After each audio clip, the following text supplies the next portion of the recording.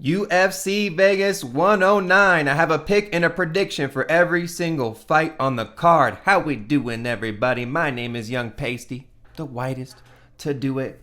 And we are going to run through the whole card for UFC Vegas 109. And I'll give you a pick and a prediction. And we have a couple of solid fights. I mean, the main event, first off, Fluffy versus Roman Dolidze. Pretty solid fight. We get to see Steve Erceg, try and resurrect his career after 3 losses in a row. The Miles Johns versus Gene Matsumoto fight is going to be slept on, and I anticipate it to be pretty good. And then Julius Walker versus Raffael Cerqueira. I think we know how that one's going to go, but we'll break it all down later. Now, as we always do, have to recap last week, UFC Vegas 108. Pull the results up here right now. We go 8-4 on the picks.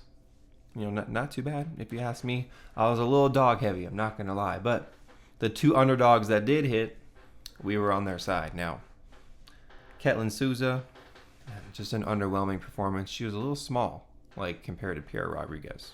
So, another one that didn't come through for us, Nathan Fletcher. I mean, dang. Solid leg kick by Nakamura. And you heard him, you know how Nakamura likes to celebrate. He likes to go and gamble, okay? Nick Klein getting KO'd in round 2 by Puliev. Pretty nasty. Nick Klein, where's the cardio at? You know what I mean? And then Nora Cornell can't defend a takedown. But on the bright side, right, my boy Chris Duncan came through for us, as he always does. Tatsuro Taira puts on in the main event versus Hyun-Sung Park. He made that look easy, way too easy. Neil Magny, underdog cash. Come on now. The vet comes through against the other vet. Zaleski's, I think he's falling off at this point. Vieira, the jiu-jitsu guy, outstrikes Trayson Gore for 3 rounds, which is crazy. But yeah, overall, 8-4 on the picks. Not too shabby. But we're moving on to this week. Back-to-back Apex cards. You don't usually see that too often. So, let's get to it. Let's start with the main event. We have Roman Dolidze, the Caucasian, versus Anthony Fluffy Hernandez. Odds in the fight here, what do we got? Plus 270 for Roman Dolidze and minus 340 for Anthony Hernandez. My pick for this fight is going to be my boy, Anthony Fluffy Hernandez. Fluffy! Riding a 7-fight win streak. Making his way up the rankings with ease, honestly. This guy is, smothering pressure, constant control, constant damage. I love Anthony Hernandez's style. It's like a pit bull, aggressive, come at you. Again, smothering pressure, always in your face. Control up against the fence and on the mat. Overall, he's usually the one dictating the pace, right? And he's got good cardio and he can dig deep. All 5 rounds, he can definitely go that, right? He thrives with this smothering control kind of style that he has. And usually people just fight his style of fight, and that's why he keeps winning, because he's a gritty, bang it out type of fighter. And he has finishing ability too. Submissions, KO threat, good ground and pound. Nasty shots, good striking. And he's a guy that'll break you down, right? Minute by minute. He'll just constantly break you down with his constant pressure and great cardio. And he's got Marab-esque kind of cardio. Shooting tons of takedowns, getting a bunch of top control. I like Fluffy, man. And he's a heavy favorite for a reason. He has just shown, improved, and deserves to be in this spot. I'm glad he's getting a main event here. He's going to put on. So that's why I'm picking Anthony Hernandez. But let's not sleep on Roman Dolidze, because this guy's tough. I've backed him in the past, but it's just a bad matchup for him versus Anthony Hernandez. Now, he's not chinny per se, right? But he's definitely been rocked and wobbled at times, and he can eat a shot or two. So we'll see how that chin holds up. But overall, he's not very chinny, right? Solid takedown defense, but because he's a thick like Roman Dolidze is a pretty big guy, right? Anthony Hernandez, like he's strong and athletic, and you know, obviously can get people down, right? But Roman Dolidze is like I don't know, he's just very muscular and strong, right? Solid takedown defense, but I anticipate Fluffy's going to get him to the ground at some point. And honestly, Dolidze himself can mix in his own grappling, and he's shown some submissions in the past as well. So I don't know. I mean, against Fluffy, I don't think so, because Fluffy's gone up against people who are way better submission artists than Dolidze, like Brendan Allen per se, right? I mean, if you're fending off submissions against Brendan Allen, I anticipate you can do the same against Dolidze. You know what I mean? So I'm not really worried about those too much. Dolidze, striking's decent. Okay volume, slow shots. He throws very slow shots. Anthony Hernandez is going to be quicker and speedier in his striking. I mean, Dolidze does have like pop to his shots though. Even though they're slower, he's like they pack a little more punch, than maybe Anthony Hernandez's quicker shots. Dolidze has a problem with checking leg kicks. Like, I feel like Hernandez is going to eat his leg up with the leg kicks. And lastly, Dolidze can get broken down. We've seen it in past fights. What fight was it where I've seen him get broken down? That Nasruddin-Imavov fight. Got rocked in the first round, and then just from there on out, broke down, and Imavov was just beating the crap out of him. Now, Imavov, potential title contender, right? Like, this middleweight division is very interesting. Like, there's just a lot of talented fighters that it could just go either way, up and down the rankings at any point, you know what I mean? So, but I think Fluffy Hernandez is able to take this, shines in the main event, and wins it by, how do I think he wins it? I'm going to say KO. Fluffy KO. I think he's going to find a KO in the 4th or 5th round. Just continuously break down Dolidze over time, find a KO in the later rounds, 4th or 5th round. So, and gosh, if you're on the betting side, 4th, 5th round KO by a Fluffy may be a juicy number to look at. So, anyway, official pick is Anthony Hernandez, Fluffy by KO for the main event. Let's go. All right, next fight, our co-main event. We have Steve Astro Boy Erceg versus Ode, the Jamaican sensation Osbourne. Odds on the fight, we have minus 560 for Steve Erceg and plus 370 for Ode Osbourne. My pick for this fight is going to be Steve Erceg. Gosh, dude, Steve Erceg definitely needs a win here.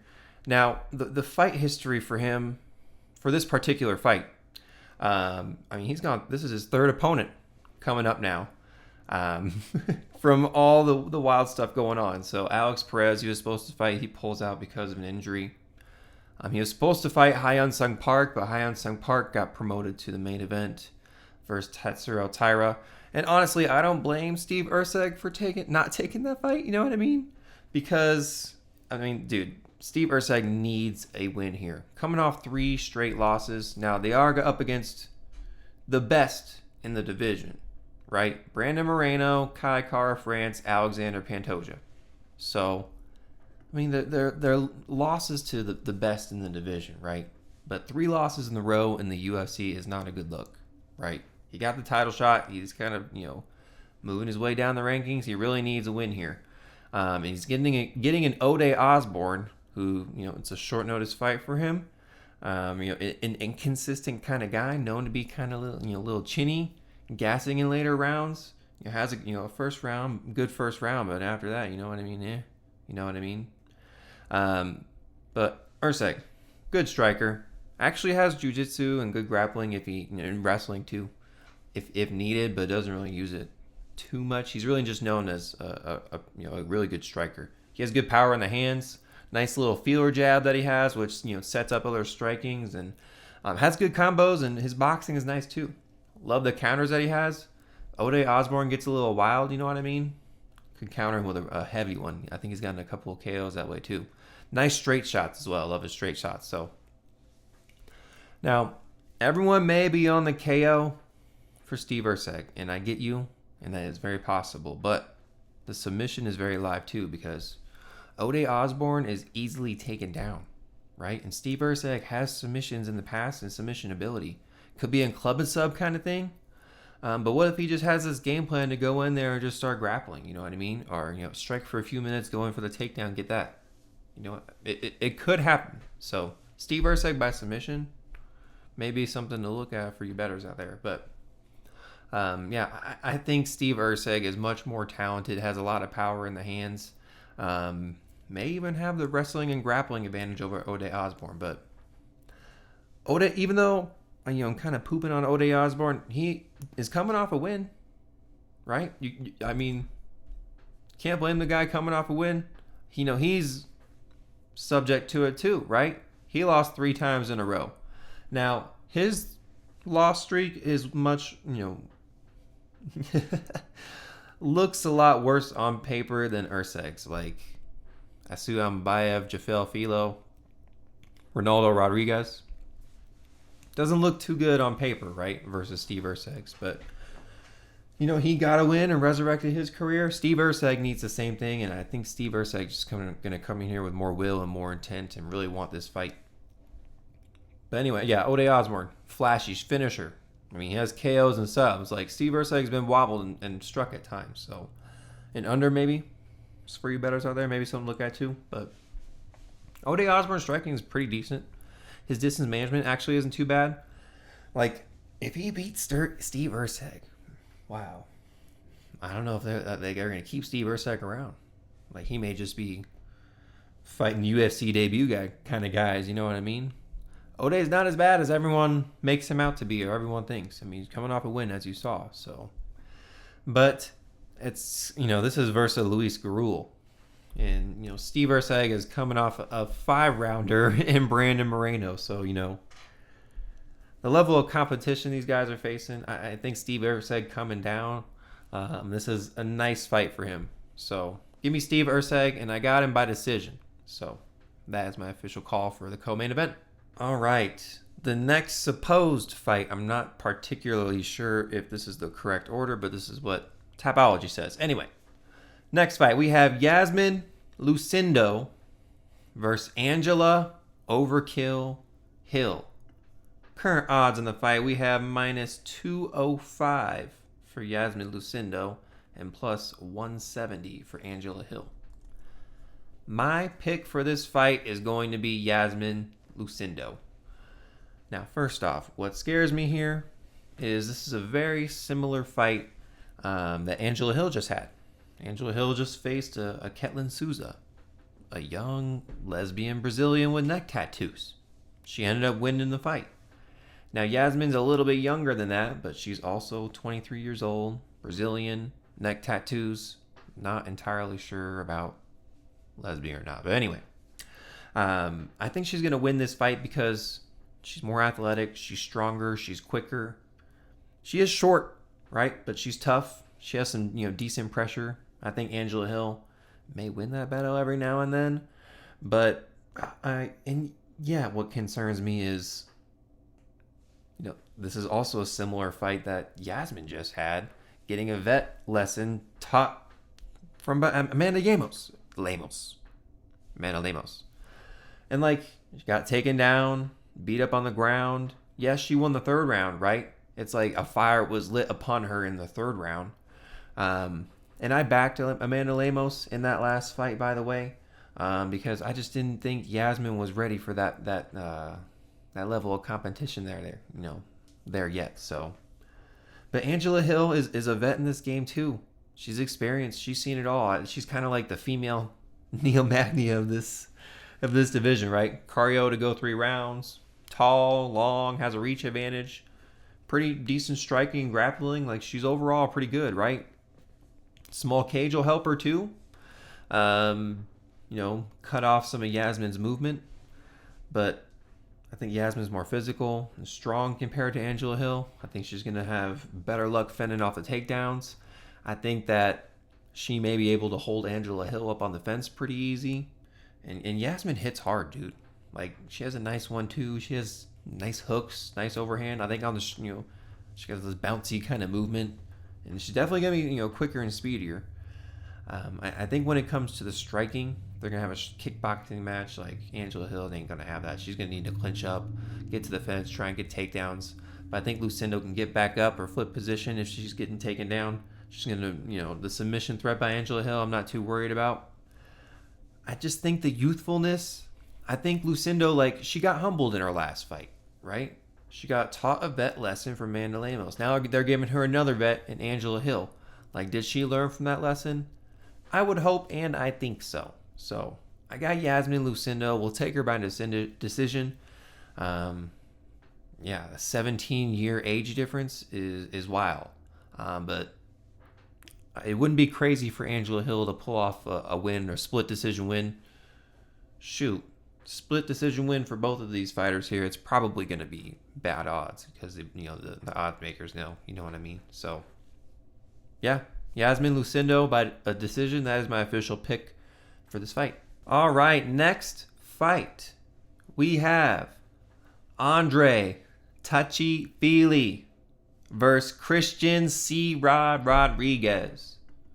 Current odds on the fight here, we have minus 238 for Christian Rodriguez and plus 195 for Andre Fili. My pick for this fight is going to be Andre Fili. Give me the underdog here, okay? Now, my pick does concern me a little bit because I can't really tell where Andre Fili is at in his career, right? He's like 35 years old. He's a very win-loss kind of guy. Now, if you're basing, this fight off of his win-loss kind of streak, which he's been ongoing here for the past 8-9 fights, it's literally been win-loss. He's supposed to win this next fight. And also, Christian Rodriguez, even though he is the prospect killer, he loses to vets. He beats youngsters and UFC debut guys and up and comers, but he loses to all the vets. Like, for example, his losses, right? Melky Costa, Julian Erosa, Jonathan Pierce. These are all people with a lot of experience, right? And Christian Rodriguez got handed a loss by all three of them. And something to mention as well, all these people had kind of a length and tallerness, or more taller than Christian Rodriguez is. And Andre Fili, taller and longer. He's a vet, much more experienced than Christian Rodriguez. I think Andre Fili is facing a lot better competition, right? Like his last 5 fights. We'll just go over it. Andre Fili's last 5 fights. Melky Costa, Cub Swanson, Dan Ige, Lucas Almeida, Nathaniel Wood, right? C-Rod's last 5. Melky Costa, Austin Bashi, Julian Erosa, Isaac Delgarian, Cameron Simon. I would say Andre Fili is going up against better people than Christian Rodriguez is. Then any time Christian Rodriguez goes up against a vet, or a guy with a lot of experience, he just loses, right? Now, Christian Rodriguez is not a pressure hound kind of guy. They may be back and forth with the pressure there, but Andre Fili is pretty good at distance, right? So I think Christian Rodriguez may just get frustrated, right, with Andre Fili's ability. Now, Fili, Rodriguez doesn't have knockout power, right? I anticipate this fight's going to go all 3 rounds. Christian Rodriguez is probably going to try and mix in the wrestling. It's going to be a smaller cage here going into an apex. I think Andre Fili is going to be able to fend that off, keep the distance, mix up, keep him off with the jab and the leg kicks. Probably going to chew up Christian Rodriguez's leg, by the way. But yeah, I got to go with the pattern here. Christian Rodriguez loses to guys with more experience, people that are taller and longer than him. Andre Fili has both. Even on the Andre Fili side, he really isn't that bad, right? And come a 2-1 underdog, I don't know about that. And his win-loss, he's coming off a loss. He's gonna come through with a win. So Andre Fili by decision. That is my official pick for this fight. Let's go. All right, next fight. We have Miles Chapo Jones versus Gene Matsumoto. Current odds on the fight. we have plus 245 for Miles Johns and minus 305 for Gene Matsumoto. My pick for this fight is going to be Gene Matsumoto. Give me the Brazilian. Dude's coming off a split decision loss to Raffael, which is his first loss in his career, right? It's a humbling first loss. And I would compare this fight for Matsumoto to kind of like his Brad Katona fight, right? Like Miles Johns is kind of like a better Brad Katona.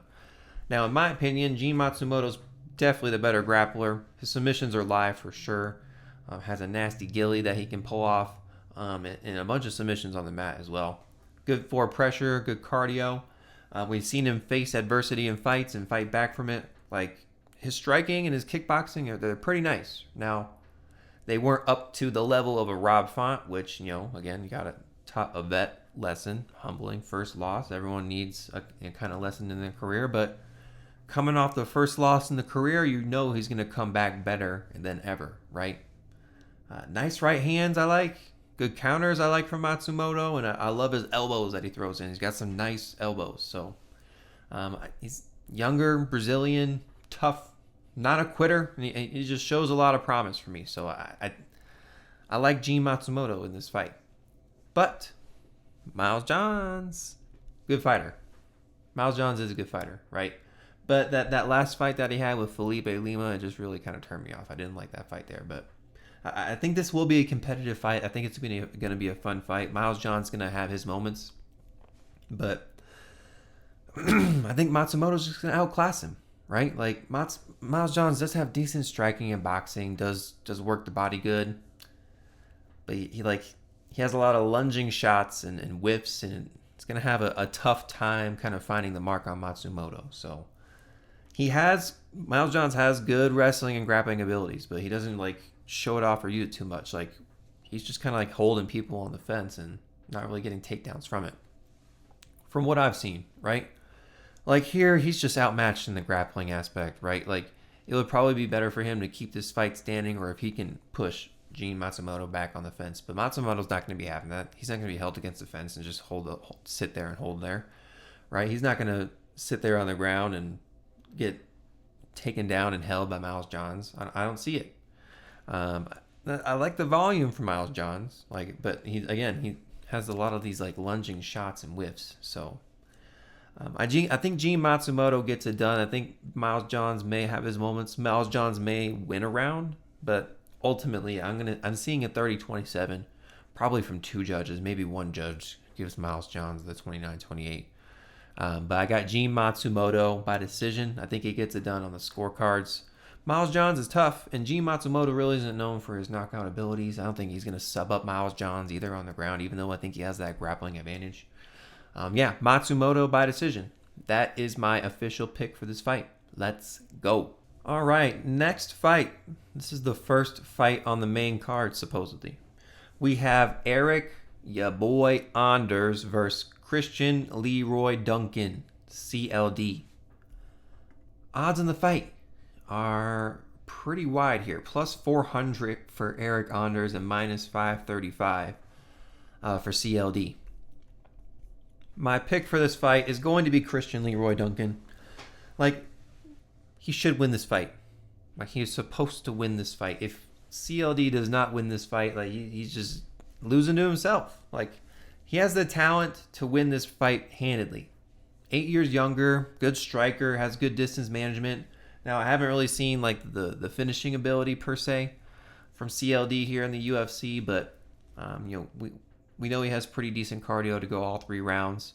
I think the smaller cage here is probably not in his favor because Eryk Anders, this gatekeeper-esque older kind of fighter, 38 years old by the way, really has some pretty decent wrestling and grappling. He actually competes in some grappling matches, every now and then between UFC fights. So, keeps up in that aspect, right? Now, different from the MMA scene, you know what I mean? Christian Leroy Duncan, takedown defense held up, okay here so far, right? But how far will this take him? Is he going to be able to fend off the takedowns versus Eryk Anders? I think so. And I think over time, Eryk Anders made, slow in the, second, third round there. Christian Leroy Duncan got striking for days. His striking's, pretty elusive and nice, right? Now, I would love to see more volume from him. Given that he's a minus 535 favorite, what it was, like, I thought he was going to be a 6-1 favorite, like he usually is. I don't know, same thing.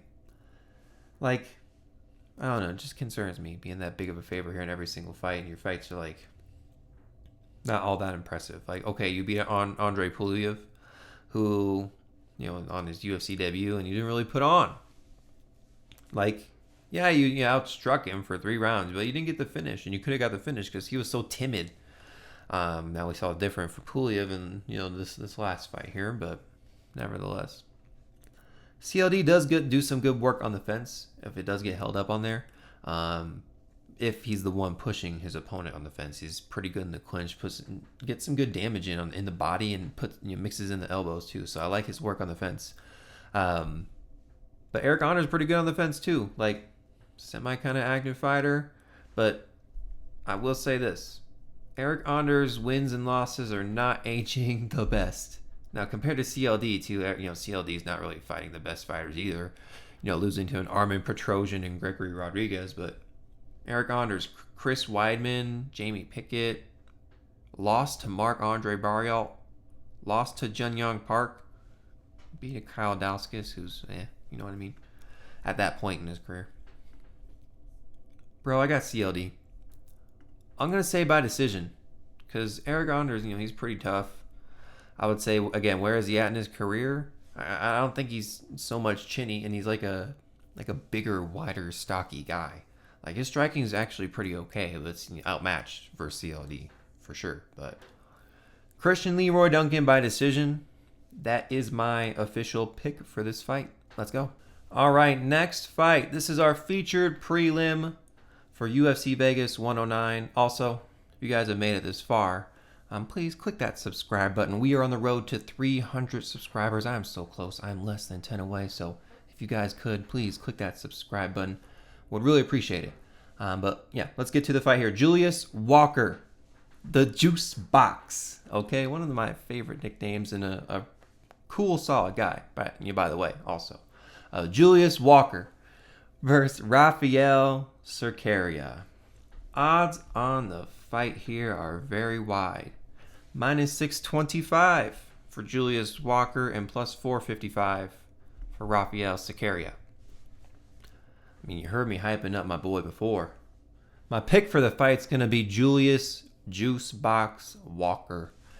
Now, first off, Raffael Cerqueira is straight garbage. We've seen him in the UFC. He is the most chinniest fighter I've seen here in light heavyweight in recent times, right? If you touch him once, like, he's already wobbled. And for this fact alone, I am naming Raffael Cerqueira our Lamb of the Week for UFC Vegas 109. Yeah, dude, Julius Walker, the Juice Box, he's going to KO Raffael Cerqueira. It's probably going to come in the first round.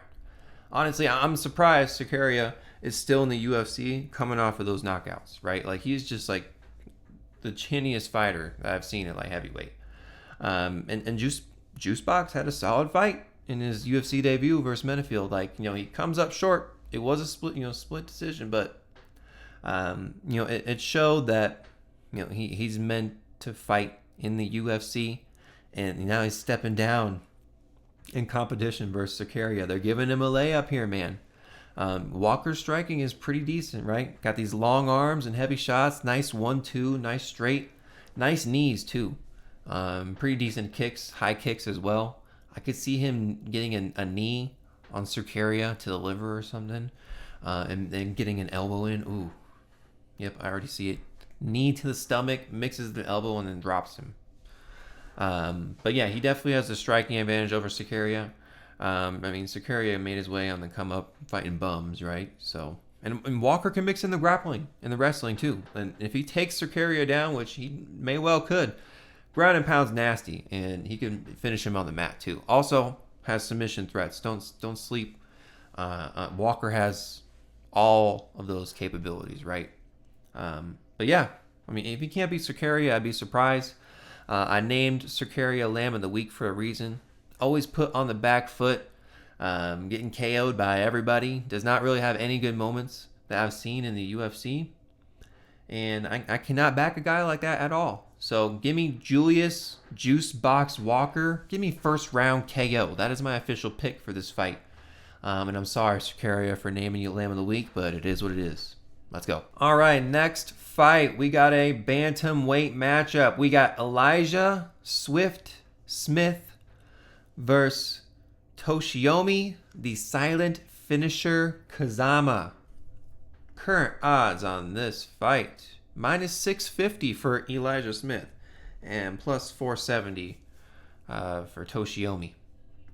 My pick for this fight, it's going to be Elijah Smith here. Now, the odds concern me very, very wide here, but Elijah Smith should get the job done. He's a striker with good volume, got really nice long arms and good reach for the division. Boxing is really, really nice. Very athletic. Like, played lots of sports coming up, I guess, right? So nice 1-2. They're really giving him a winnable fight here versus Toshiomi Kazama. Like, Kazama's lost to anybody that's notably good. He's only beat bums, right? Now, he will come out really good in the first round. He'll come out pretty aggressive, and he dang may well have the grappling advantage. I say that lightly here because, we see Elijah Smith as a huge favorite, and he can actually wrestle too, right? Like, now, we've never seen him really, like, on his back for extended periods of time. We saw him, like, flip positions and get takedowns and in prior fights, but, that's just something that I will just throw out there, right? Like, Kazama has a crazy, intense kind of wrestling pressure if he brings that type of fight. But dude's chinny as hell. He gets hit like crazy. I mean, he's just not the best when it comes to striking. Let's not get this twisted. He got knocked out by Garrett Armfield, and Garrett Armfield's good. No disrespect to Garrett Armfield, right? But he's not known as like this power puncher KO artist that's knocking out everybody, like a Steve Garcia, right? Who's got like 5-6 KOs in a row, then just be Calvin Kattar, right? He's not known as a knockout artist, right? So he's a road to UFC guy. I believe in Elijah Smith here. I think he gets the job done. I'm going to take him by KO. I think he finds a shot. He'll probably hit him with a nice one too. He'll probably fend off a couple of takedowns if he does get taken down, able to survive it or get back up at times. Maybe a round 1-2 KO by Elijah Smith is what I'm looking at here. Elijah Smith by KO is my official pick for this fight. But just something to look at is a Kazama decision, maybe. Kazama submission. Because he does bring a immense wrestling threat and pressure if he brings it. But we'll see. If he can't work that method, may have to just strike with Elijah Smith, and then Elijah Smith's going to piece him up. So, Elijah Smith by KO. That's my official pick for this fight. Let's go. All right, next fight we have Joselyne La Pantera Edwards versus Priscilla, the zombie girl, Cachoeira. Current odds on the fight here, we have minus 310 for Joselyne Edwards and plus 250 for Priscilla. My pick for the fight is going to be Joselyne Edwards. Now, first off, I'll just say it. Yes, I made the worst pick of my life last time for her versus Chelsea Chandler. Thought everybody was sleeping on Chelsea Chandler. I thought the odds didn't reflect what was going on there, but Joselyne Edwards beat the crap out of her. And I just slept on Joselyne Edwards last time, and I got taught a lesson, right? Now, overall, right, I really don't rank her like the highest and greatest fighter. She maybe be like a top 10, 15 kind of fighter, hold that kind of rank, but I think that's all she's really, kind of destined for. Not really, title aspirations. And something to look at is her weight cut. Like, now, it looked good last time. I'll give her credit for that, but just something to kind of look at, right? But, yeah, going up against the Cachoeira here, I think she's more, like of a technical striker. I think she can keep the distance from her. I think she can mix in leg kicks. I think she can even take down Priscilla. Hold her there at times. Hold her on the fence. And ultimately just get the better shots in over time versus Edwards. Now, don't sleep on Priscilla. And I did here last time, and she burned me going up against Miss Lanky Kong. Yeah, Joselyne Nunez. She laid her out, bro. Like, it was just like a brick to the face with her uppercut. Like, it was nice. It was clean. Needless to say, she hits hard, right? She's like a forward pressure striker. Her power shots are nice. She does whiff a lot though, and she's like, very low volume, tends to get hit a lot. I think her pressure is going to be her downfall here because Joselyne Edwards is going to piece her up with the counters. And like, she just shows a lot of damage to her face, which justifyingly, because all of her opponents are hitting her up a lot. You know what I mean? They're piecing her up. So, but she's tough. I don't know if I would say I don't know. Cachoeira can definitely get knocked out in this situation. She's 36 years old. Edwards is 29. She's also coming off that knockout win against Chelsea Chandler and looked damn good. 2 finishes in a row. Beat Vidal. Man, I'm going to go Joselyne Edwards by KO. Screw it. That's my official pick for this fight. Maybe the under 2.5, something to look at if you're looking to play both sides. For you betting people out there. But yeah, Joselyne Edwards by KO. That is my official pick. Let's go. All right, next fight. We have Uros, the doctor, medic, versus Gilbert, the RGV bad boy. Okay. Urbina. Okay. Odds on the fight here. We have minus 390 for Medic and plus 280 for Urbina. My pick for this fight is going to be Uros Medic. Man, he looked pretty bad in his last fight versus Puna, and it definitely screwed me. I backed Medic in that fight. But yeah, he got laid out clean by Puna. Not a good look. Also got submitted by Oralby, which exposed his terrible takedown defense and bad ability to get up. Now, Oralby is pretty dang good at holding people on the ground. Give you that, but Medic had no answer for him. You know what I mean? But Medic should win this fight. Like, Urbina, very inconsistent fighter. Like, he's fighting like once a year. Probably just coming here to pick up a paycheck. You know what I mean? Like, lost to Charles Radke by KO. Lost to Brian Battle by submission. His only win in the UFC is versus Orion Koski. Who the fuck is Orion Koski? Okay? That was the Orion Koski's last fight of his career. You know what I mean? So it's like, Urbina is not fighting very good people in the UFC. Okay, Brian Battle, pretty dang good. But got knocked out clean and handled by Charles Radke up until that KO. Medic, again, he should win this fight. And when Medic lands clean, like, that shit is deadly, bro. Who's wins by KO? Matthew Semmelsberger and Tim Means. Ooh, like, he lands clean. That shit hits hard, dude. He's a lower volume kind of guy. Does have a decent jab. I like his his good teep kicks and front kicks that I really like. Like, his cardio's okay, but he's shown that he's chinny, right? Like, Urbina does have a puncher's chance. Like, I'll give him that. But, when it comes to striking, Medic should be the better striker here. If he keeps this fight standing, ultimately, he will win. Like, is Urbina going to come in with this, like, heavy wrestling approach? Potentially. I don't see that, though. And I don't think it would work. And, like, we've seen Urbina take people down, but they were able to get up pretty easy, right? Like, and his control on the mat's not like something to be too scared of. And I'm not really worried about a submission threat, right, from Urbina. But he has a puncher's chance because we've seen Medic chinned, right? Like, Puna moves up in weight, boom, knocks him out. Now we'll see how Puna does from here on out. You know what I mean. But we will see how that loss ages. But I think they're giving Medic a winnable fight. I think they want to keep him around the UFC. Urbina, again, fighting like once every 1.5 years. Hittable, chinny. Got a mullet. I don't know if that's a good thing or a bad thing, but he's got a mullet. Like, I don't know. Let's not get this twisted. Like, he lost to Trayshawn Gore on The Ultimate Fighter. That loss is aging very bad. So, yeah, I think he gets knocked out, man. I think Medic finds the shot. I think he finds it early, first, second round. So give me Uros Medic to get back on track here in his UFC career, and I got him by KO. He'll have a nice little highlight reel here. So Medic by KO, that is my official pick for this fight. Let's go.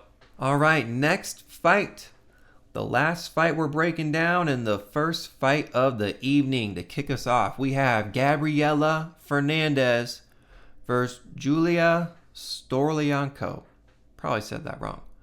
Odds on the fight here. We have minus 440 for Gabriella Fernandes and plus 340 for Julija. My pick for this fight is Gabriella Fernandes. No, this is the girl. This is the one who took out Wang Kong, okay? And I said it in my predictions video. I never did it. I told everybody just, hey, put a little sprinkle on Gabby sub. I never did it. It was like 50 to 1. It was crazy. I never freaking did it. That's why I always say, just listen to myself, right? But anywho, Gabriella Fernandes, pretty solid, right?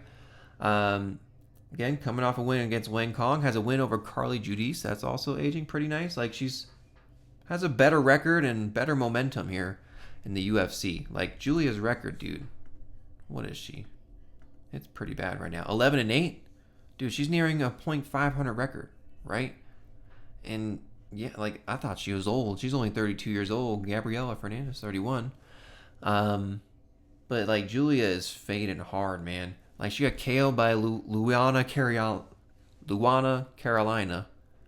And she got KO'd by Chelsea Chandler. Like, these are really bad looks to get KO'd by Carolina and Chandler. Like, okay, she has sub attempts on the ground, but they don't really work and they're not really too dangerous. Gets tanked down with ease.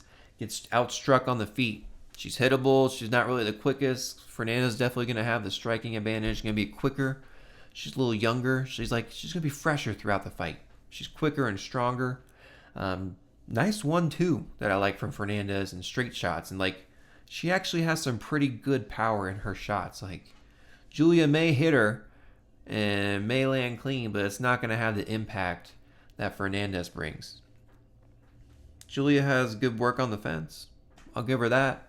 Like, maybe that helps her. Make it a gritty fight. Hold her up against the fence. Clinch up. Make the ref separate you. I don't see that working, though. Fernandes, constantly under pressure. Good striking. Is she going to take out Julia? I mean, with getting KO'd by those two people, I imagine Fernandes can find a finish here. Maybe even a club and sub or just finding a submission on the mat. So I'm going to take Fernandes. And I'm going to take her, I would just say inside the distance, but I got to pick here on the show, right? You know what I mean? So Fernandes by submission. Screw it. That is my official pick for this fight. All right, y'all. That is all the fights for UFC Vegas 109, brought to you by yours truly, Young Pasty, the whitest to do it here. You heard it right. If you made it this far, please click that subscribe button. Again, we are on the road to 300 subscribers. I am less than 10 away, so if you could just click that button if you're new around here or if you just haven't clicked the button yet. Also, check out the Patreon. Links in the description. That's where I put all my bets out when I place them. Bets video comes out on Wednesdays. But you can see when I put my bets in because I put them in before Wednesday. The odds always sway in the opposite way, right? You got to get them in while they're good. But yeah, hey, we had a solid week last week at UFC Vegas 108. Let's move that momentum into this week for UFC Vegas 109. Young Pasty, out. Let's go.